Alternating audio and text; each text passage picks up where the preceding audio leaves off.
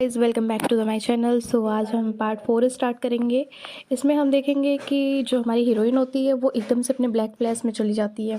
उसको याद आता है कि जब वहाँ पे एंट्री कर रही होती है तभी उसको रानी माँ बोलती हैं कि हम जानते हैं कि तुम ये सब करने के लिए मजबूर हो। तभी हमारी हीरोइन बोलती है कि मैं सिर्फ चाहती हूँ कि मुझे रॉयल फैमिली से जो पेंशन आ रही है वो बंद ना हो, इसके लिए मुझे कुछ भी करना पड़े मैं करूँगी। और फिर रानी माँ सोचती हैं कि सच में इस बेचारी को पैसे के लिए बहुत कुछ करना पड़ रहा है, मुझे इसके लिए बहुत बुरा लग रहा है। और जब हमारी हीरोइन जाने लगती है तभी उसकी नज़र गार्डन पे पड़ती है। गार्डन के फूल देखकर वो सोचती है कि हाँ, माँ सच कहती थी कि यहाँ के फूल बहुत ही खूबसूरत हैं, बहुत ही अच्छे हैं। सच में माँ इनकी सही तारीफ़ करती थी। और फिर अपनी माँ को याद करने लगती है, कैसे उसकी माँ उसको बचपन की बातें बताया करती थी कि उसकी ज़िंदगी यहाँ कितनी खूबसूरत थी। उसे हर बार बताती थी कि वो जब भी वहाँ जाएगी तो उसे ये देखने को मिलेगा, वो देखने को मिलेगा। कई बार तो ये बताते बताते रोने भी लगती थी और उन्हें ऐसा लगता था कि क्या वो कभी वहाँ जा पाएंगी, क्या कभी वो वहाँ जाना चाहती हैं। उनकी सबसे बड़ी कमज़ोरी थी मेरे पापा से शादी कर लेना। उस इंसान ने उनकी कदर ही नहीं की जिसके लिए उन्होंने अपना घर परिवार सब कुछ छोड़ दिया उनके लिए। मगर फिर भी वो दूर खड़े होकर उस परिवार को देखा करती थी। प्यार उसके लिए ज़्यादा ज़रूरी था। मगर मेरी ज़िंदगी में प्यार से ज़्यादा पैसा ज़्यादा ज़रूरी है। हाँ, मैं जानती हूँ मेरी प्योरिटी यही सबसे ज़्यादा ज़रूरी है। मगर जिस दुनिया में मैं रहती हूँ उसके लिए सबसे ज़्यादा ज़रूरी है पैसा, जिसके लिए मैं यहाँ रहती हूँ। इस वक्त में पैसा सबसे ज़्यादा ज़रूरी है, तो इसके लिए मुझे ये सब करना ही पड़ेगा। ये सामने खड़ा शख्स, इसको भी मैं जानती हूँ, इसको भी सिर्फ मुझसे मतलब है और हम दोनों ही शायद मतलबी हैं। फिर क्यों ना इस मतलब को पूरा कर लिया जाए। और फिर हमारे हीरो बड़े ही प्यार से उसको हाथ देते हैं, जिसका हाथ लेकर हमारी हीरोइन भी सोचती है कि बस हमें नाटक ही करना है ना। और वो ब्लैक फ्लैश से वापस आती है और फिर हीरोइन को बोलते हैं हमारे हीरो, तो इसका क्या मतलब मैं हाँ समझूं। और हमारी हीरोइन एकदम से घबरा जाती है क्योंकि वो बहुत नज़दीक होता है और हमारी हीरोइन अपना चेहरा दूसरी तरफ कर लेती है। ये देखकर हमारे हीरो कहते हैं कि तुम ऐसे रिएक्ट करोगी तो सबको ये नाटक लगेगा। हमें नेचुरल कपल की तरह बिहेव करना चाहिए क्योंकि सबसे बड़ी ऑडियंस हमें ही देख रही है। यानी कि प्रिंसेस उन्हें खुद घूर घूर के देख रही होती है, जो कि बस्तियाँ की दीवानी है।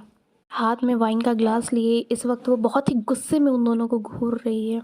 और इसके साथ ही हम इस खूबसूरत स्टोरी को और आगे देखते हैं क्या होता है। और हम देखते हैं कि हमारे हीरो हीरोइन से बोलते हैं कि तुम्हें हमारा साथ बहुत अच्छे से देना चाहिए क्योंकि सारी ऑडियंस हमें ही देख रही है।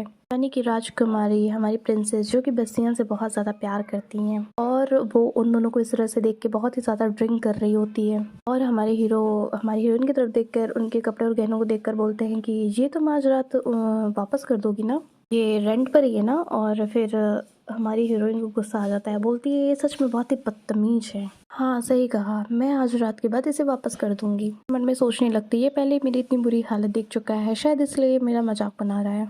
कोई बात नहीं, फिर भी मैं इसका पूरा साथ दूंगी। और फिर हीरोइन बोलती है फिक्र मत कीजिए, मेरे पास और पैसे हैं, मैं रेंट पे और कपड़े ले सकती हूँ। अरे हीरोइन की तरफ मुस्कुरा के बोलते हैं लगता है मिस ऑडिटे कुछ ज़्यादा ही अमीर है। फिर वो भी पीछे नहीं हटती और बोलती है सही कहा आपने, आजकल जो मेरे चाय के पैसे बचते हैं तो आप ही पे करेंगे ना। और उसकी ऐसी चुलबुली सी हंसी देखकर वो एकदम से हैरान हो जाते हैं कि हाँ ये तो मुझे ऐसे भी वॉक कर सकती है। हाँ चाय के पैसे, तब तो मुझे आपको बहुत ज़्यादा डिलीशियस खाने पे ले जाना चाहिए, वहाँ भी पैसे बच जाएंगे है ना। फिर वो कहती है नहीं नहीं नहीं, ये मैं अफोर्ड नहीं कर सकती हूँ। फिर बस्तिया कहते हैं क्यों अफोर्ड नहीं कर सकती। तो फिर हीरोइन बोलती है कि आप पे ज़्यादा ही कर्ज चढ़ जाएंगे ना, आप उसे कैसे उतारेंगे। मैं चाहती हूँ कि हम दोनों की जंग बराबरी की हो। हमारे हीरो एकदम से शांत हो जाते हैं और कहते हैं सच में इस लड़की को बुक करना भी आसान नहीं है, मेरे पास तो हर एक चीज़ का जवाब है। और फिर उसको ध्यान से घूर के देखने लगता है, जो मेरे सामने खड़ी है आखिर में ये रॉयल ब्लड ही ना, इसकी ऊंची खड़ी हुई गर्दन जो एक बार भी नीचे की तरफ झुका नहीं है, भले ही सिचुएशन कोई भी क्यों ना हो। और ये अट्रैक्शन ये कुछ अलग है, और ये गर्दन ये कुछ। और तभी अचानक से आवाज़ आती, ओ उधर क्या हुआ, ये क्या हुआ, ये इधर देखो तो इधर देखो तो। सब इकट्ठे हो जाते हैं और तभी बस्तियों की भी नज़र उधर ही जाती है, आखिर इधर हो क्या रहा है। और हम देखते हैं कि हमारी प्रिंसेस नीचे आके खड़ी है लोगों के बीच में। सब तरफ हलचल मच जाता है, सब बोलते हैं ये क्या हुआ, ये प्रिंसेस कुछ हुआ है क्या, इधर आई है। और प्रिंसेस बिना सोचे समझे हमारी बस्तियाँ और ऑडिटी के पास पहुंच जाती है और दोनों को सिचुएशन समझ नहीं आती है। इतने में ही प्रिंसेस ऑडिटी को जोरदार एक थप्पड़ लगा देती है, घटिया भिखारन, तुम्हारी हिम्मत कैसे हुई बस्तियों को हाथ लगाने की। फिर हम ब्लैक फ्लैश में जाते हैं और हम देखते हैं कि हमारी प्रिंसेस हाथ में ड्रिंक लिए इन दोनों को देखते हुए जेलस फील कर रही होती है। तुम्हारे मुझे यहाँ इसलिए बुलाया था ताकि मैं बस्तियों को ये सब देखकर नफरत करने लगूं। क्योंकि मैं अच्छे से जानती हूँ कि मेरा बस्ती ऐसा बिल्कुल भी नहीं है। वो सिर्फ महाराज के कहने की बातों को कर रहा है। तो सिर्फ मुझसे प्यार करता है। मैं तो उसे 6 सालों से जानती हूँ, वो ऐसा नहीं कर सकता है। ये उस लड़की की गलती है। ये सब वही कर रही है। उसको जो ऑर्डर दिया गया है वही कर रहा है। उसमें उसकी कोई गलती नहीं। आज मैं उसको इस प्यार का इज़हार कर दूँगी। उसे दुनिया के सामने झुकने की कोई ज़रूरत नहीं है और मैं कुछ नहीं होने दूँगी। और ये सब सोचकर वो एकदम से बस्तियाँ और ऑडिटी के सामने आ जाती है और वो जम के एक थप्पड़ मार देती है ऑडिटी को। और ऑडिटी एकदम चुई मुई सी उस थप्पड़ को सह नहीं पाती है और एकदम से वो गिर जाती है। उसके गले का हार गिरने की वजह से टूट के चकनाचूर हो जाता है और सब देखने लगते हैं और बोलते हैं, अरे ये क्या हुआ। और फिर वो आगे बढ़ती है और कहती है, तुम लोग घटिया गटर के लोग निकलने के लिए, पैसा कमाने के लिए लोगों का इस्तेमाल करते हो, सुना तुमने। और फिर वो इससे पहले कुछ कर पाती तभी हमारे हीरोइन के आगे सामने आके खड़े हो जाते हैं। और फिर नेकलेस के जो मोती गिरे होते हैं हमारी हीरोइन उठाने लगती है उन्हें। बस यहाँ भी खड़ा होकर बोलता है कि अब बहुत हुआ प्रिंसेस, और फिर वो भी चुप हो जाती है।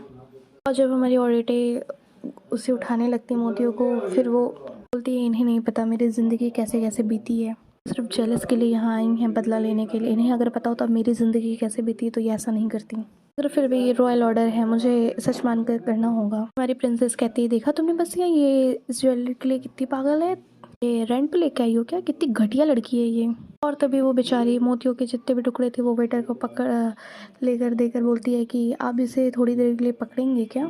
भी हमारी प्रिंसेस जो होती है वो हमारी हीरोइन को गाली देने के लिए आगे बढ़ती है, तभी बस्तियाँ उसको रोक देता है, बोलता है अब बस बहुत हुआ, नशे में है। तभी ये सुनकर जो प्रिंसेस होती है वो बस्ती को गले लगा लेती है। वो बोलती है, मैं जानती थी कि तुम्हें मेरी बहुत ही फिक्र है, तुम्हें मुझसे उतना ही प्यार करते हो जितना मैं तुमसे करती हूँ, तुम्हें घबराने की बिल्कुल भी कोई ज़रूरत नहीं है। और ये सब देखकर हमारी क्वीन के होश उड़ जाते हैं। ये सब क्या हो गया, मैंने इसे यहाँ पे किस लिए बुलाया था और यहाँ पर क्या हो रहा है। और वो एकदम से बेहोश हो जाती है। महाराज भी उड़ जाते हैं और बोलते हैं, अरे डॉक्टर को ढूंढो, डॉक्टर कहाँ है, जल्दी बुलाओ उन्हें। और इधर रिया की मदर बोलती हैं उसके पापा से कि यहाँ पे जो आग लगी वो हमारे घर तक बात नहीं पहुँचेगी, है ना। तभी सभी लोग इस बात को खुरदने लगते हैं कि अरे बस्तियाँ को देखो, अरे क्वीन को तो देखो, हमारी दादी माँ बेचारी एकदम से दूर खड़ी रहती हैं। और दूसरी तरफ हम देखते हैं कि प्रिंसेस तो एकदम से पागल हो जाती है, के सामने इस प्यार को स्वीकार कर लेते हैं और कोई कुछ नहीं बोलेगा और हमें कोई अलग नहीं कर पाएगा। तभी गुस्से से हमारा हीरो उसके हाथ को एकदम से दूर झटक देता है।